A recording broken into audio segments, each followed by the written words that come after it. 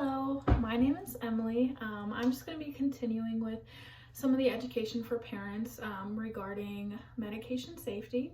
So one of the main points that I want to bring up is poison control and when to call them and how to contact them if you would need to.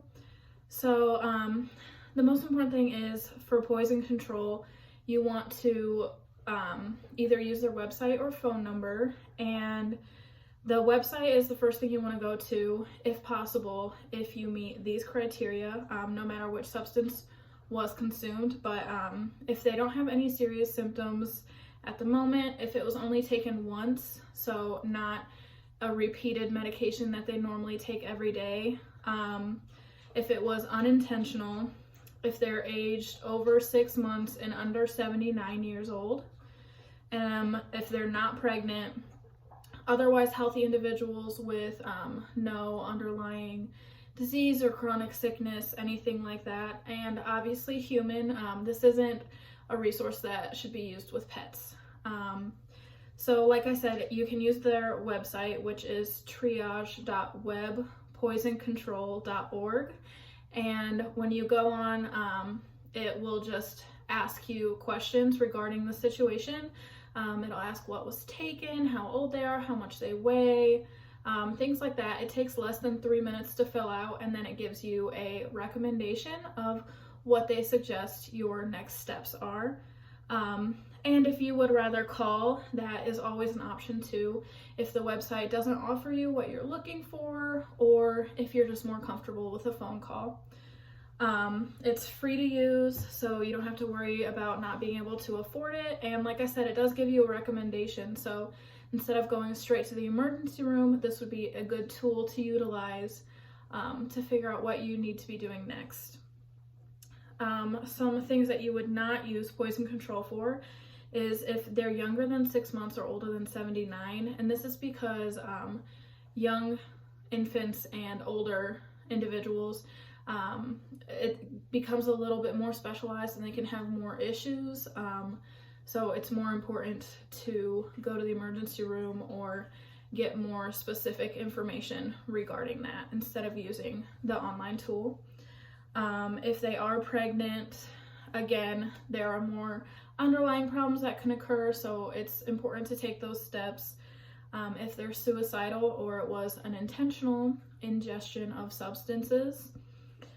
If it's for a pet, if they consumed more than one substance, because you never know how those two chemicals might interact. So it's important to go to the emergency room or take more steps than using the website in that case. And then if they've taken the substance more than once, so if it's a medication that they take regularly and they accidentally took an extra dose, or they got into it when they weren't supposed to yet, then since it can build up in your system, that's something that is out of the poison control, out of their ability to handle. And then aside from that, another thing that I wanted to talk about is a little bit more about safe storage. So Mackenzie and Chelsea did touch on it. But just some important things to keep in mind is to make sure that the medications are out of reach.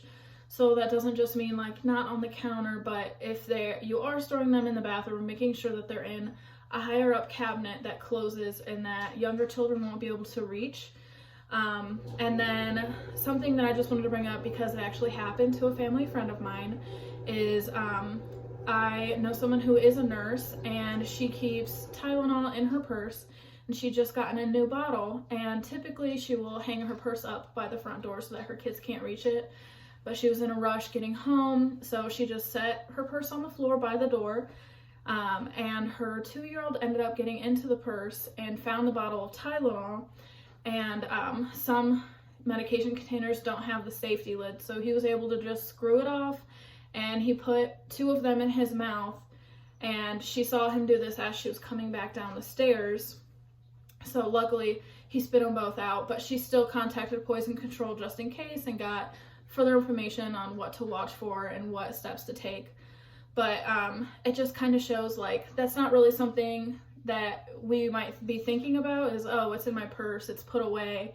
But when you have children that are younger around, they get into everything, and it takes less than a minute. So as much as we want to constantly be supervising them and have an eye on them at all times, things like this happen. So it's important to obviously try to prevent anything from happening, any kind of medication ingestion that's not supposed to happen.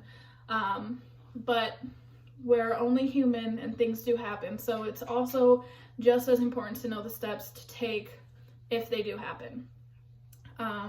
So with that in mind, lock cabinets that are within reach. I know a lot of people, when they baby proof, you have the cabinets that have the magnets or the switches to where kids can't get them open. That's a great idea in bathrooms too, anywhere that you're storing medications, just so that they're not accessible to the kids. And then also paying attention to storage instructions on medications. So whether or not it can be in sunlight, because sometimes sunlight can affect the medication or break it down so that it won't be as effective. So paying attention to if it's supposed to be stored a certain way, if it needs to be stored in the refrigerator, things like that. Just making sure that you're reading the labels so that you know the dosing, you know how it should be stored, and you're keeping everyone safe. So just to kind of end, again, I want to reiterate, prevention is obviously the main key here, but accidents happen. So as much as we want to prevent all of this, it's important to keep in mind that sometimes things happen that are out of our control. So knowing the steps to take next is equally important, and keeping that information in mind to keep everyone safe. Thank you.